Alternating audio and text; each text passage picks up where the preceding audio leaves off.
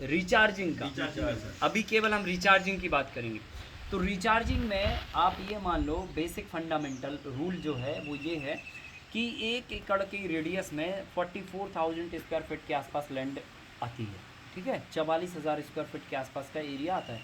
44,000 square feet area में 1 inch बारिश अगर होती है तो 1 लाख लीटर पानी गिरता है, ठीक है। जैसे आज मान के चलो सुबह में जो बारिश हुई, उदाहरण के तौर पे मान लेते हैं कि 1 घंटे में 1 इंच बारिश हुई रिकॉर्डेड, ठीक है। तो 1 इंच बारिश पे फिर आपके 1 एकड़ के खेत में कितना पानी गिरा? 1 इंच पानी गिरने पे उस 1 घंटे में तो 1 लाख लीटर आएगा। 1 इंच बारिश पे 44,000 स्क्वायर फीट एरिया में 1 लाख लीटर पानी गिरेगा। बात समझ में आ गई ना? तो अब आपकी एवरेज पूरे साल भर में 40 इंच बारिश हुई एवरेज, कहीं ज़्यादा हो रही कहीं कम हो रही, मोटा मोटी 40 इंच अगर बारिश हुई तो इसका मतलब ये है कि 40 लाख लीटर पानी आपके 1 एकड़ के खेत के एरिया पे गिरा, ठीक है।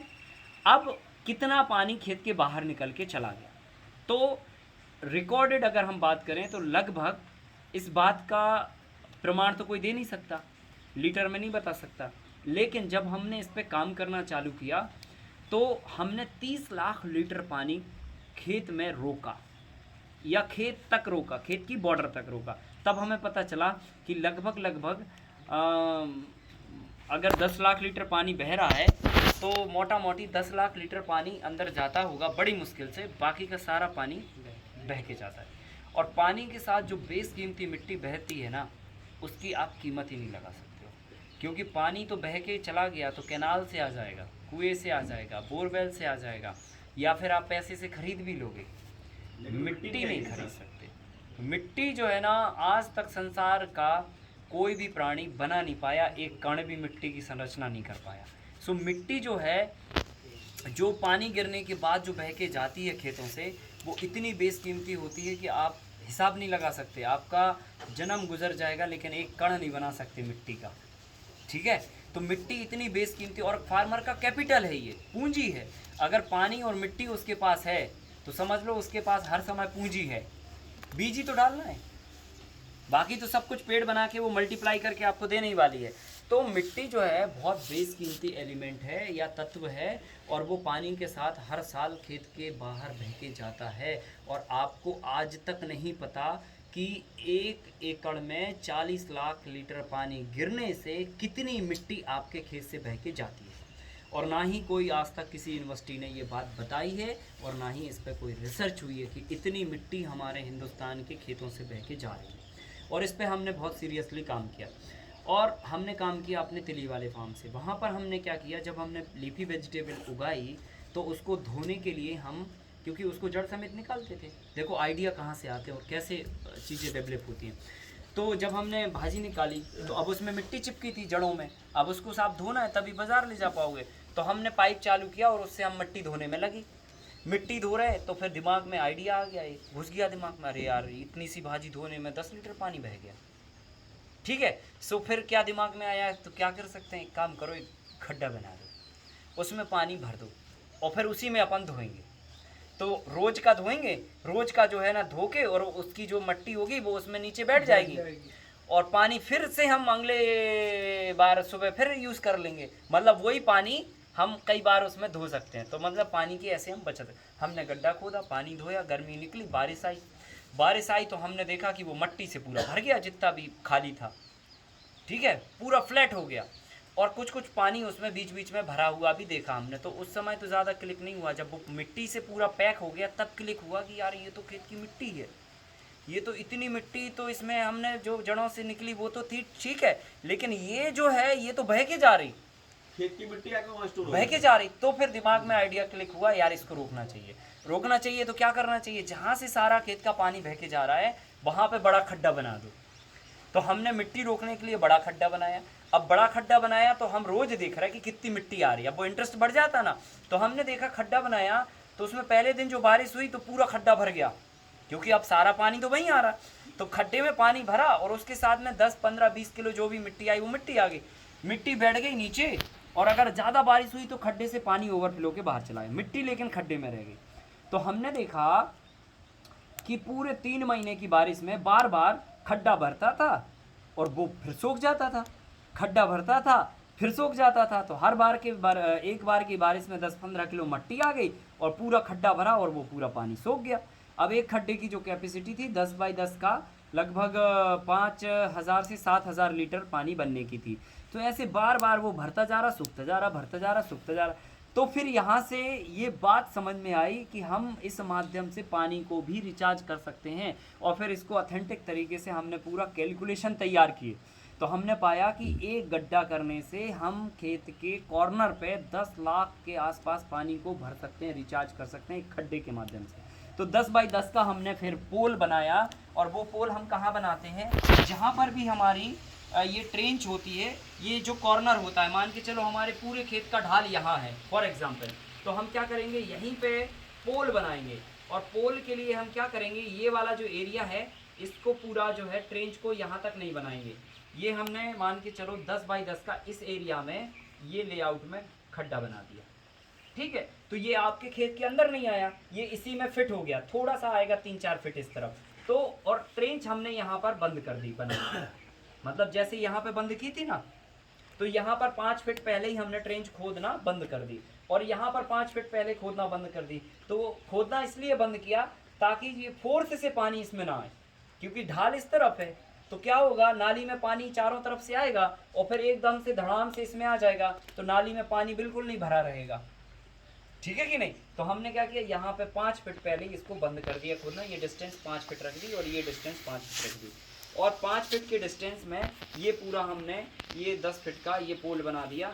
और अब पूरे खेत का जो भी ढाल है 1 एकड़ का वो यहाँ आके रुक जाएगा, तो सारा पानी हमारे पोल में आ जाएगा। तो पहले पोल हमने बनाया, पोल के बाद फिर हमने सोचा कि जो खेत ढालू नहीं है, जो खेत फ्लैट हैं या बहुत ज़्यादा ढालू हैं, वहाँ पर गड्ढे का या फिर 10 जगह से पानी निकल रहा है, तो क्या कर सकते हैं, फिर ट्रेंच का दिमाग में आइडिया आया, ये काम करते हैं, खेत के चारों तरफ नाली बनाते हैं। तो इससे क्या होगा कि खेत में जो एक्सेस पानी भरा रहता है वो इसमें ड्रेनेज हो जाएगा, तो खेत में हम हर समय फसल भी उगा पाएंगे और साथ में जो है ना ट्रेंच में पानी भी भरा रहेगा तो पानी भी रिचार्ज होगा। तो हमने ये काम किया और 3-4 साल तक लगातार इस पे डाटा बनाया। तो 10 लाख लीटर हमने पानी इसमें से रिचार्ज किया और फिर जाके 10 लाख लीटर हमने ट्रेंच में रिचार्ज किया। 10 लाख लीटर के आसपास का डाटा होता है, इसमें रिचार्ज किया। अब यहाँ तक हमारी संतुष्टि रुकी नहीं, ठीक है। फिर हम और आगे बढ़े, तो पहले इसमें आ रही थी सारी मिट्टी गड्ढे में, फिर गड्ढे के पहले कहाँ रुक रही है, ट्रेंच में। पहले सारा पानी चारों तरफ घूम घाम के ट्रेंच में भरेगा और ट्रेंच में मिट्टी भी रुकेगी, फिर ओवरफ्लो होगा पानी, मिट्टी ओवरफ्लो नहीं होगी। और अगर बाय द वे थोड़ा बहुत हिस्सा अगर मिट्टी का भी ओवरफ्लो हो गया तो ओवरफ्लो होके कहाँ जाएगी, गड्ढे में। तो अब गड्ढे में मिट्टी और पानी रुकेगा। अब इसके अंदर हम क्या कर सकते हैं, देखो कॉमन सेंस की बात है। फॉर एग्जांपल देखो लाइव पानी भी गिर रहा है तो बहुत अच्छी बात है। फॉर एग्जांपल ये पूरे एकड़ में पानी गिर रहा है, समझना आप बात को। अगर हम ये नाली बना रहे हैं तो नाली का 2 फीट चौड़ा और 8 फीट का स्पेस है, मतलब 8 दूनी 1600 स्क्वायर फीट की नाली बन रही है टोटल। 1 एकड़ में कितना 1000 स्क्वायर फीट हो रहा है, 44,000। 1600 मोटा मोटी 2000 मान लो, तो अभी भी कितना 4200 स्क्वायर फीट का पानी गिर रहा है, वो बह के कहाँ जा रहा है, 2000 स्क्वायर फीट में जा रहा कि नहीं जा रहा। और 10 बाई 10 का गड्ढा बनाया तो कितना हुआ, ये तो 100 ही वर्ग फीट हुआ टोटल। तो 100 वर्ग फीट ये टोटल मिला के 2000 वर्ग फीट जगह, मतलब बूंद गिर रही है 44,000 स्क्वायर फीट में और रिचार्ज कितनी जगह में हो रहा, 2000 स्क्वायर फीट में। तो बात तो अनबैलेंस वाली हो गई ना। अगर हम नेचुरल वे में अगर जाएं, प्रकृति की व्यवस्था में जाएं, तो भैया जहाँ पर पानी की बूंद गिर रही है वहीं पर रिचार्ज होने का अधिकार उसको है, सही है कि नहीं। मतलब अगर हम रिचार्जिंग को लेकर काम कर रहे हैं और अगर हम एक खड्डा बना के और झंडा लेकर आगे बढ़ रहे हैं, तो खड्डा बना के आपने 1000 स्क्वायर फीट में अगर पानी को रिचार्ज कर लिया तो कोई बड़ा परिवर्तन नहीं आएगा, ठीक है कि नहीं। और ऐसा 1000 स्क्वायर फीट हम कितनी जगह में बनाएंगे और कितना बनाएंगे। तो पानी की बूंद जहाँ पर गिर रही है अगर वहीं पर ये रिचार्ज होने लग जाए तो बड़ी क्रांति बात है, सही है कि नहीं है। क्योंकि फिर तो हमें ना नाली ना गड्ढा ना वो ये सब ताम झाम करने नहीं पड़ेंगे। तो इसमें क्या कर सकते हैं, तो फिर इसके लिए अलग से कुछ काम करना पड़ेगा, और अलग से काम करेंगे तो फिर वही है, ओवरलोड वाली बात आ जाती है। किसान कहेगा हमें नहीं करना ये तो पेचीदा काम है। तो हमने क्या किया, खेत में ही दिमाग लगाया कि हम खेत को ही कैसा बनाएं ताकि हम पानी को खेत के अंदर जहाँ पे पानी की बूंद गिर रही है वहीं पर उसको रोकें। और इसके लिए हमने क्या किया, जैसे ये मोनोक्रॉपिंग, इंटरक्रॉपिंग, मल्टी क्रॉपिंग में क्या करते हैं, हम रिज बेड बनाते हैं ना। रिज बेड बनाएंगे तो हम कैसे बनाएंगे, देखना, मान के चलो इस खेत का ढाल ऐसा है, उदाहरण के तौर पे मान लेते हैं, ये पानी गिरेगा तो ऐसा बहेगा ये, ठीक है, ये बह रहा, तो हमने उठा के क्या किया, रिज बेड ऐसे बना दिए। आप हमारे हर एक खेत को आप देखोगे तो आपको रिज बेड ऐसे ही मिलेंगे, ये हमने बना दिया, ठीक है। अब आ रहा है, क्लिक हो रहा है, खेत का ढाल है ऐसा, जा रहा ना ऐसा, बेड बने हैं ऐसे, ये खेत के देखो ऐसे बेड बने, इस खेत के ऐसे बेड बने, ऊपर वाले के ऐसे बने, ऊपर वाले के भी ऐसे बने, सबके ऐसे ऐसे बेड बने हैं, अपोजिट डायरेक्शन में बेड बने हैं। अब अपोजिट डायरेक्शन में बेड बनाने के पीछे लॉजिक ये है कि जो ये पानी आ रहा है, ठीक है, अब यहाँ पर पहला बेड है तो पानी यहाँ से आएगा तो कहाँ रुकेगा, क्योंकि ये एक फीट ऊंचा बेड है तो यहाँ पर रुकेगा ना। रुकने के बाद अब ढाल तो था साहब इसका ऐसा, और अब जब उसको ढाल अपन ने बेड ऐसे बना दिया तो पानी पहले बेड पे लगेगा फिर पानी रुकेगा, एकदम से तो नहीं कि बस यूं आया और फट से टर्न होके और निकल जाएगा, ऐसे नहीं होगा। ढाल के डायरेक्शन में पानी अगर ढाल हो तो एक बूंद भी लुढ़क जाती है, और ढाल ना हो तो पानी थम के फिर डायरेक्शन बदलता है, मतलब थोड़ा इकट्ठा होता है, टाइम लगता है, फिर वॉल्यूम बढ़ता है, फिर जाके ढकेलता है वो। तो क्या होगा, इस पीरियड में तब तक हम यहीं पर पानी को सोख रहे हैं, रिचार्ज कर रहे हैं, ठीक है, और फिर ये या तो लेफ्ट में बहेगा या तो राइट में बहेगा। तो अब अपन क्या करते हैं यहाँ पर कि ये जो बेड है ना, हमने 1 फीट हाइट उठाई इसकी, ये हाइट उठा दी हमने 1 फीट, और ये जो बेड है, अब जैसे मान के चलो इस बेड तक का पानी यहाँ आया, अब इस बेड के ऊपर जो गिरा तो आधा यहाँ ढड़क जाएगा और आधा इधर आ गया और इधर आएगा, फिर ऐसे ही इस बेड का भी आधा इधर आया आधा इस तरफ, मतलब ये पूरे 5 फीट के एरिया का पानी इस 3 फीट एरिया में आ गया। सही है कि नहीं। अब ये पानी ढाल था ऐसा और अब इसको ऐसे बहना या ऐसे बहना, तो ये थम थम के आराम आराम से बहेगा और ये बह के जाएगा, यहाँ से निकलेगा यहाँ से निकलेगा। तो अब हम यहाँ पे क्या करते हैं, इसको ब्लॉक कर देते हैं, यहाँ पे ये बेड को यहाँ पे ब्लॉक कर देते, बंद कर देते रास्ते को। और रास्ते को कितना फीट बंद करते हैं, 1 फीट पूरा बंद नहीं करते हैं, हाफ फीट करते हैं बंद। बात समझ में आ रही। जैसे ये बेड है, ये बेड की हाइट कितनी है, तो सर उसको नीचे की तरफ से बंद करें, 1 फीट है, बेड की हाइट 1 फीट है और जो रास्ता है वो 1 फीट नीचे है। अब पानी तो रास्ते में ही बहेगा ना, बेड का आके और सब आके, तो रास्ते को ही हमने ब्लॉक कर दिया और रास्ते को जो बंद करेंगे वो बेड की हाइट के बराबर नहीं करेंगे, बेड की हाइट से थोड़े नीचे करेंगे। तो इससे क्या फायदा होगा कि पहले तो एक स्ट्रीम तक पानी इसमें भरेगा, भरने के बाद लेफ्ट और राइट जाएगा और ये इसमें ही भरा रहेगा आधा फीट हाइट तक, और उसके बाद ज्यादा पानी गिरेगा तो ओवरफ्लो होगा फिर, ठीक है कि नहीं। तो इस कंडीशन में क्या होगा, खेत के अंदर ही आपका पानी रिचार्जिंग होगा। चाहो तो आप यहाँ पे पेड़ ही लगा दो तो आप फसल भी ले लो और पानी भी रिचार्ज कर लो, और या तो फिर कुछ मत लगाओ, खाली पानी भरने दो तो आपकी खरपतवार नहीं होगी और पानी भी रिचार्ज होगा, ठीक है। और आधा फीट नीचे कर दिया तो ये जो फसल है ये आपकी हमेशा सुरक्षित रहेगी, क्योंकि जो फसल का रूट जोन होगा वो उस 1 फीट के बेड के अंदर होगा और आधा फीट का उसको पर्याप्त वाइट रूट को सर्वाइव करने का मौका मिलेगा। सो आपकी फसल पानी भरने पे भी गलेगी नहीं। और ये प्रैक्टिकल हमने किया है।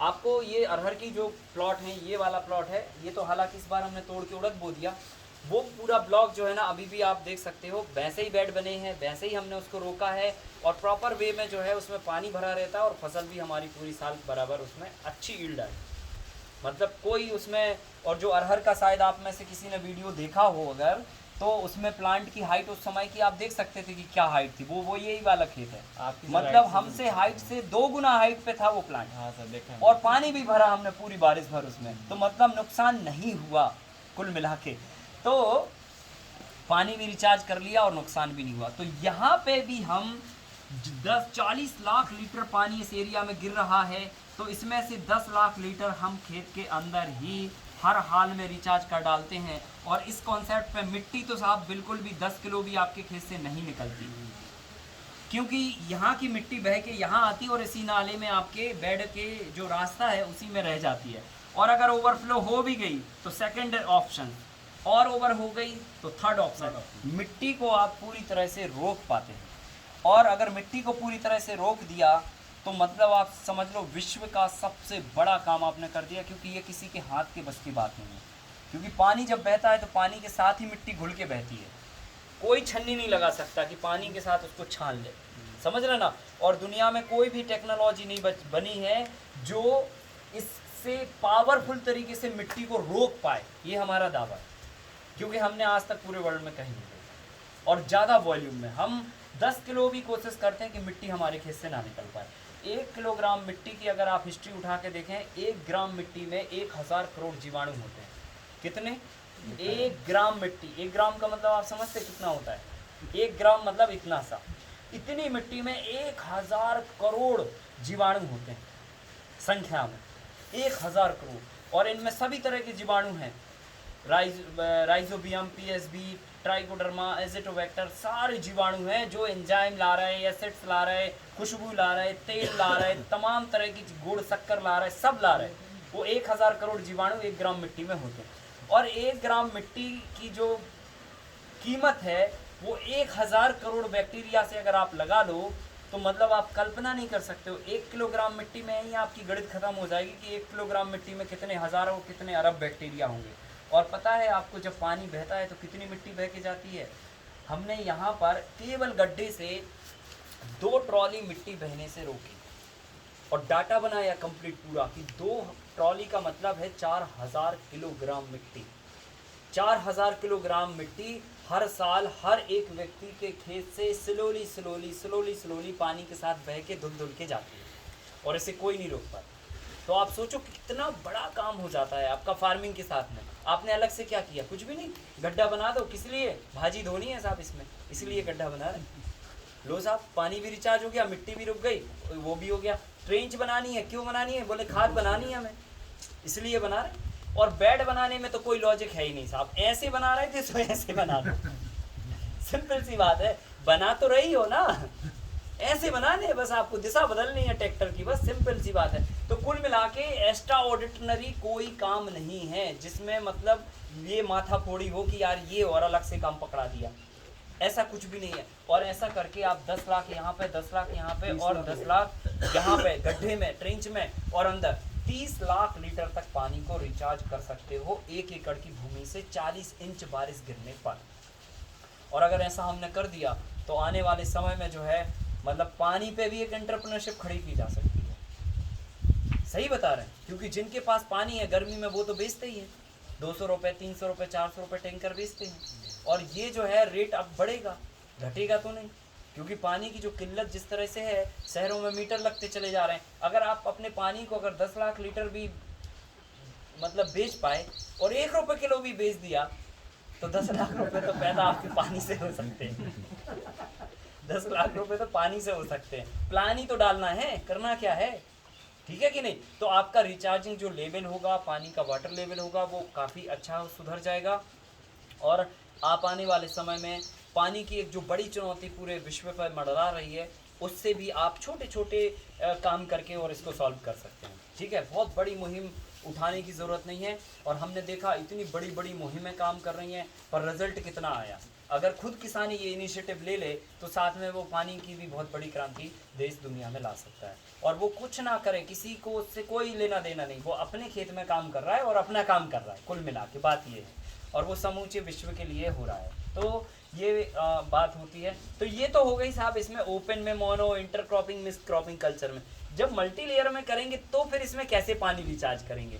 क्योंकि मल्टी लेयर में तो वहाँ पर बात हो गई कि जहाँ पर ढाल हो वहीं पे बेड बनाना, और ढाल का मतलब ये है कि पानी को सीधा सट्टे से निकाल देना। अब वहाँ पे क्या करोगे आप? यहाँ तो अपोजिट डायरेक्शन में आपने गणित लगा दिया। अब यहाँ पर क्या है, मल्टी लेयर का मतलब ये है कि हाई डेंसिटी में प्लांटेशन आपके खेत के अंदर है, मतलब अति घनत्व में पौधे हैं, तो उनको पानी तो हर समय निकलते रहना चाहिए। इसलिए हम कहते हैं कि ढाल के डायरेक्शन में रिज बेड बनना चाहिए। अब ढाल के डायरेक्शन में रिज बेड बना दिए तो फिर पानी रिचार्ज अंदर कैसे करोगे? तो इसमें हमने क्या गलत लगाया, देखिए इसमें ये लगाया कि जब पानी ऐसे बह रहा हमारे खेत से, तो हमने क्या किया, हमने ये किया कि ये जो हमारे बेड हैं, ये बेड हमने इसी डायरेक्शन में बना दिए, क्योंकि मजबूरी थी हमारी, ठीक है। इसी डायरेक्शन में हमने बेड बनाए, लेकिन बेड की हाइट क्या रखी थी, 2 से 3 इंच, ठीक है, ज़्यादा हाइट तो रखी नहीं थी। और हमने आपको एक बात बोली थी कि जब आपका ये जुलाई का महीना आ जाएगा और सारी लीफी वेजिटेबल निकल जाएगी आपके खेत से, तो आपको इस समय पे मिट्टी लगानी होगी, ठीक है।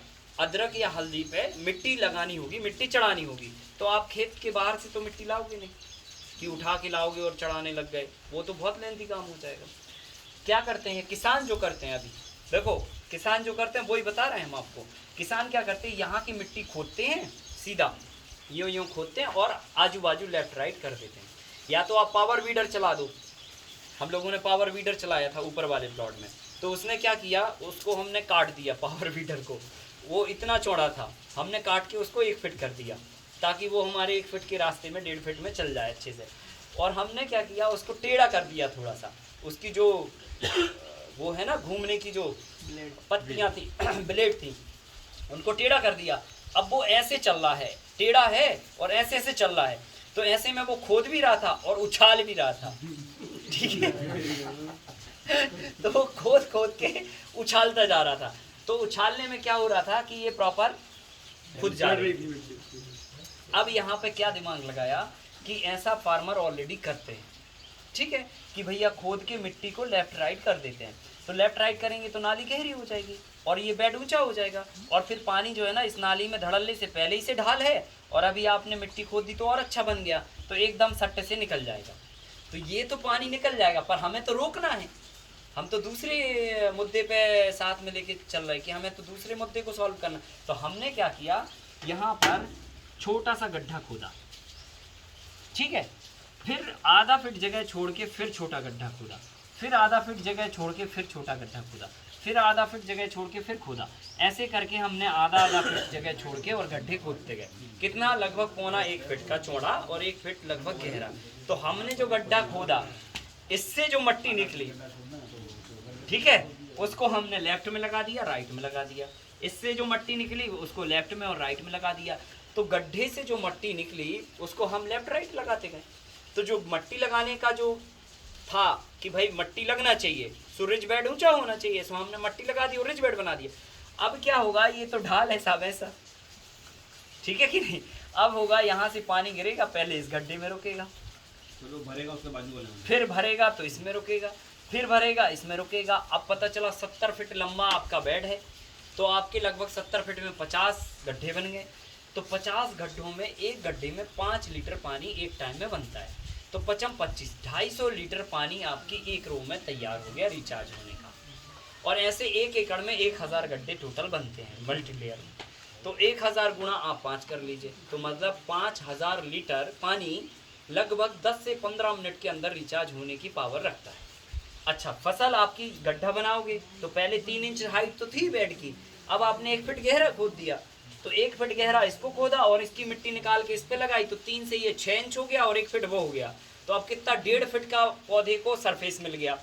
तो अगर पानी भरा रहेगा तो इसके सेंटर में भरेगा गड्ढे के, और वो नीचे की तरफ जाएगा, फोर्स बनाएगा पानी नीचे की तरफ, तो फसल तो आपकी 1.5 फीट ऊंची हो गई। अब तो फसल आपकी एक भी रत्ती भर डैमेज नहीं होने वाली किसी भी कंडीशन में। हमने इसमें पूरे में गड्ढे बनाए हुए थे।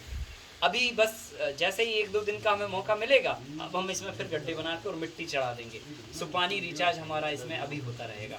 तो ओवरऑल इन गड्ढों के माध्यम से भी 10 लाख लीटर पानी आप खेत के अंदर रिचार्ज कर सकते हो। तो मल्टी लेयर में भी ये फार्मूला खोज लिया और इधर पे भी खोज लिया, और ऑलरेडी बाकी ट्रेंच और पोल का ये हमारे पास सेटअप है ही। तो कुल मिला के हम खेती करने के साथ साथ 10-10 लाख लीटर पानी 3-3 विधियों से रिचार्ज कर सकते हैं। और अगर हमने ये कर लिया तो आने वाले समय में हमें पानी की कोई दिक्कत नहीं होगी। 1 एकड़ में ढंग से फार्मिंग करने के लिए अगर आप पानी का मैनेजमेंट करके आप फार्मिंग करते हैं तो 20 लाख लीटर पानी की आवश्यकता टोटल होती है, और आप रिचार्ज कर रहे हो 30 लाख लीटर, मतलब 10 लाख लीटर आप एडवांस रिचार्ज करते चले जा रहे हो। तो ज़रूरत से ज़्यादा पानी आप रिचार्ज करोगे तो पानी की कोई दिक्कत नहीं होगी। और अगर हमने इस फार्मूले को पूरे हिंदुस्तान में सभी किसानों ने उतार दिया तो हमारा दावा है आने वाले 10-20 साल में अगर इस पे काम हो गया तो मज़ा आ जाएगा। पानी के लिए कोई चू चू मैं नहीं होगी। और अगर हम पानी के लिए अलग तरीके के समाधान खोजने लगे तो फिर हम कभी ये समस्या को सॉल्व नहीं कर पाएंगे। क्योंकि जैसे मान के चलो कहीं पर पानी की दिक्कत होती है तो गांव के लोग हल्ला मचाने लगते हैं। हल्ला मचाते हैं, कहाँ जाते हैं? वार्ड पार्षद के पास जाते हैं। वार्ड पार्षद कहाँ जाता है? विधायक के पास जाता है। विधायक क्या करता है? नगर निगम को बोलता है इनको 3 टैंकर पानी दिए जाएँ। विधायक की भी वाहवाही हो गई, वार्ड पार्षद की भी वाहवाही हो गई और जनता भी खुश हो गई कि अरे वाह हमारी बात सुनता है वार्ड पार्षद। लेकिन क्या वास्तविक समाधान हुआ? वास्तविक समाधान नहीं हुआ। क्योंकि जहाँ से नगर निगम से पानी आ रहा है वो भी तो धरती के अंदर से आ रहा है। कितना निकालोगे? निकाल लो आप वो भी, तो एक दिन वो भी ख़त्म हो जाएगा। फिर क्या करोगे? तो हमें वास्तविक समाधान पर अपने प्लान को उतारना पड़ेगा। और वास्तविक समाधान ये है कि अगर इस पर आपने काम करना चालू कर दिया तो समझ लो सारी समस्या एक झटके में हम सॉल्व कर देंगे। मिट्टी भी बचा ली, पानी भी रिचार्ज कर दिया, दोनों काम एक साथ में हो गए और इसीलिए आउट में ये फिट कर सकते हैं। तो इस तरह से हमने पानी को लेकर जो काम किया है वो मैंने आपको शेयर किया। और इसके लगभग 1000 के आसपास के लेआउट हमने पूरे देश भर में अलग अलग लोगों के यहाँ जाके खुद से भी बनवाए हैं और लोग भी अपने से फिर बनाना अब चालू कर रहे हैं और बनते चले जा रहे हैं लगातार। ठीक है, तो धीरे धीरे हम लोग खुद इनिशिएटिव ले लेंगे। कोई की चिंता मत करो कि अड़ोसी पड़ोसी आजू बाजू में क्या हो रहा है, अपना कर लो। केवल अपना कर लोगे तो बदलाव शुरू हो जाएगा। ठीक है कि नहीं? आइडियल प्लेस एक वेल के लिए कौन सी है?